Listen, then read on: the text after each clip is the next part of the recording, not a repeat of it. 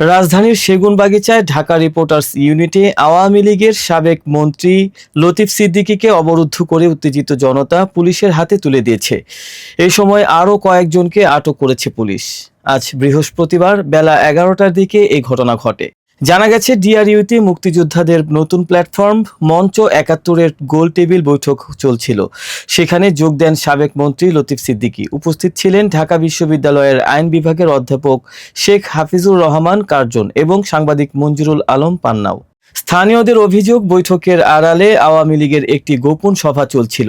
এ অভিযোগে উত্তেজিত জনতা বৈঠকস্থল ঘিরে রাখে এবং পরবর্তীতে লতিফ সিদ্দিকী সহ অংশগ্রহণকারীদের পুলিশের হাতে তুলে দেয়। এরপর পুলিশ ৩টি গাড়িতে করে লতিফ সিদ্দিকী ও অন্যদের ডিবি কার্যালয়ে নিয়ে যায়। শাহবাগ থানার অফিসার ইনচার্জ খালিদ মনসুর গণমাধ্যমকে জানান, আটক ব্যক্তিদের ডিবিতে নিয়ে জিজ্ঞাসাবাদ করা হবে।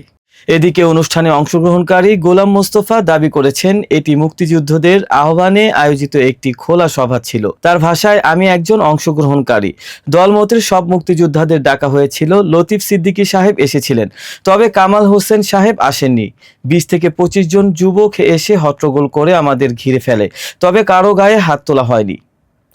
ঘটনার পর ডিআরইউ এলাকায় উত্তেজনা ছড়িয়ে পড়ে, তবে পরিস্থিতি নিয়ন্ত্রণে রেখেছে পুলিশ।